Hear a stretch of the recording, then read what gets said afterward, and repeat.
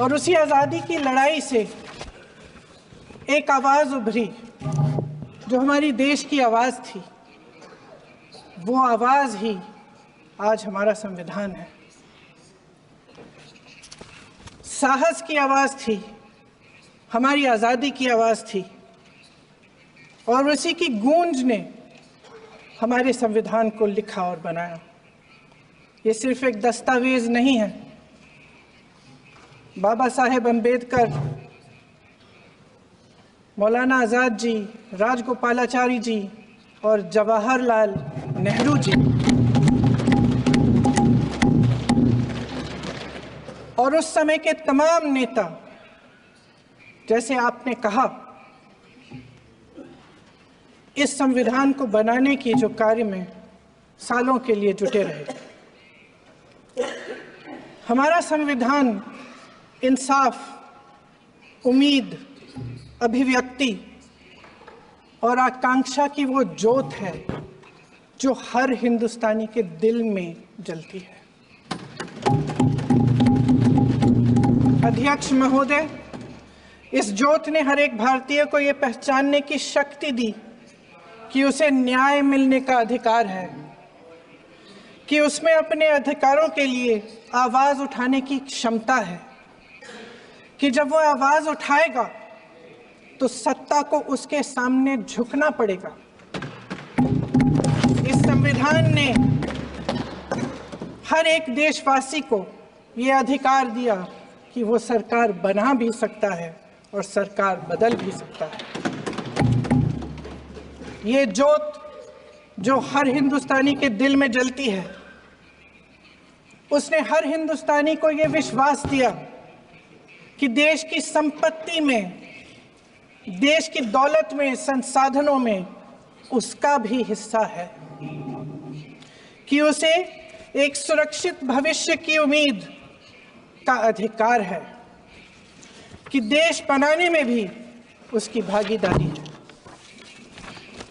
उम्मीद और आशा की ये ज्योत मैंने देश के कोने कोने में खुद देखी है। उन्नाव में मैं एक रेप पीड़िता के घर गई, उसे जलाकर मार डाला था। वो शायद 20-21 साल की होगी। हम सबके बच्चे हैं। हम सोच सकते हैं कि अगर हमारी बेटी के साथ बार बार बलात्कार हुआ और फिर जब वो अपनी लड़ाई लड़ने के लिए गई तो उसको जलाकर मार डाला गया होता तो हम पर क्या बीतती। मैं उस बच्ची के पिता से मिली। उसके खेत जलाए गए थे, उसके भाइयों को पीटा गया था, उसके पिता को बाहर से, घर के बाहर घसीट कर मारा गया था। उस पिता ने मुझे बताया कि बेटी,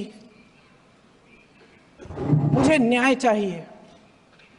मेरी बेटी अपने एफआईआर को दर्ज करने के लिए जब जिले में गई तो उसको मना किया गया। अगले जिले में जाना पड़ा उसे। वो रोज सुबह 6 बजे उठकर तैयार होकर अकेली अपने मुकदमे को लड़ने के लिए अगले जिले में ट्रेन से जाती थी। उसके पिता ने मुझे कहा कि मैंने उससे कहा, बेटी अकेले मत जाओ, छोड़ दो ये लड़ाई। लेकिन उसकी बेटी ने उसको जवाब दिया कि नहीं पिताजी, मैं अकेली जाऊंगी, मैं लड़ूंगी, ये मेरी लड़ाई है, मैं इसको लड़ूंगी। ये लड़ने की क्षमता, ये हिम्मत उस लड़की को और करोड़ों भारत की नारियों को हमारे संविधान ने दी। आगरा में मैं अरुण वाल्मीकि के घर गई। अरुण वाल्मीकि पुलिस स्टेशन में काम करता था, सफाई का काम करता था। आप सोच सकते हैं हमारी तरह उसका भी परिवार था। नई नई शादी हुई थी, 2-3 महीनों का बच्चा था। पुलिस स्टेशन में चोरी हो गई। चोरी का इल्जाम उस पर लगाया गया। उसके पूरे परिवार को उठाकर पुलिस स्टेशन में ले गए। आप हंस रहे हैं, लेकिन ये गंभीर बात है। और क्या गंभीर बात। शर्म करो, शर्म। अरुण वाल्मीकि को पीट पीट के मार डाला, उसकी बीवी को पीटा, उसके पिता के नाखून निकाले, उसके पूरे परिवार को पीटा गया। जब मैं उस जवान महिला से मिलने गई जो अभी अभी विधवा हुई थी, तो उसने मुझे कहा कि दीदी, हमें सिर्फ एक चीज़ चाहिए, हमें न्याय चाहिए और हम इस न्याय के लिए लड़ते रहेंगे चाहे कुछ भी हो जाए। ये हिम्मत उस महिला को हमारे संविधान ने दी।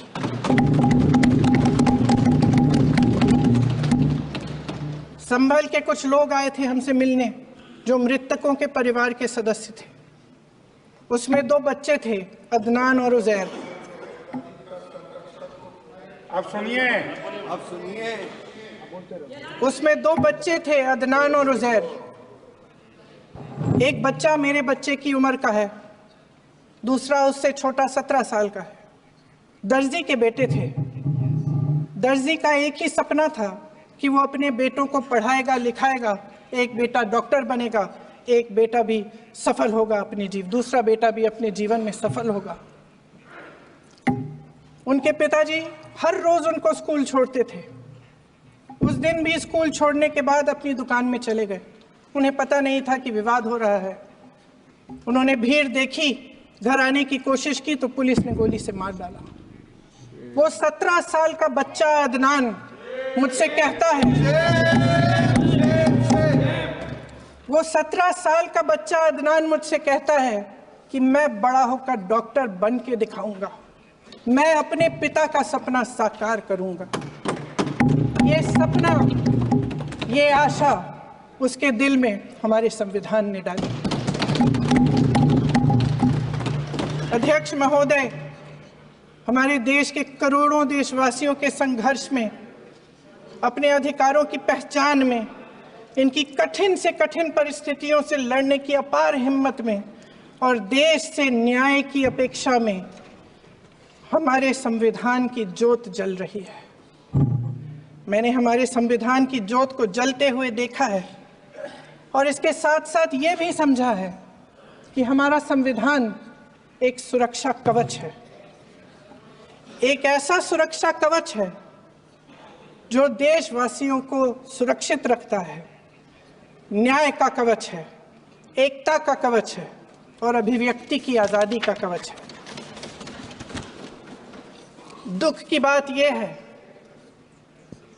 कि मेरे सत्ता पक्ष के साथी जो बहुत बड़ी बड़ी बातें करते हैं, इन्होंने इन 10 सालों में यह सुरक्षा कवच, सत्ता पक्ष के मेरे साथियों ने ये सुरक्षा कवच तोड़ने का पूरा प्रयास किया है। संविधान में सामाजिक, आर्थिक और राजनीतिक न्याय का वादा है। ये वादा एक सुरक्षा कवच है जिसको तोड़ने का काम शुरू हो चुका है। लैटरल एंट्री और निजीकरण के जरिए ये सरकार आरक्षण को कमजोर करने का काम कर रही है। अगर लोकसभा में ये नतीजे नहीं आए होते तो ये संविधान बदलने का काम भी शुरू कर लेते। सच्चाई ये है अध्यक्ष महोदय कि आज संविधान बार बार इसलिए कह रहे हैं क्योंकि इस चुनाव में इनको पता चल गया कि इस देश की जनता ही इस संविधान को सुरक्षित रखेगी, कि इस चुनाव में हारते हारते जीतने से इन्हें एहसास हुआ कि ये संविधान बदलने की बात इस देश में नहीं चलेगी। आज जनता की मांग है कि जाति जनगणना हो। सत्ता पक्ष के मेरे साथी ने इसका जिक्र किया। ये जिक्र भी आज इसलिए हो रहा है क्योंकि चुनाव में ये नतीजे आए।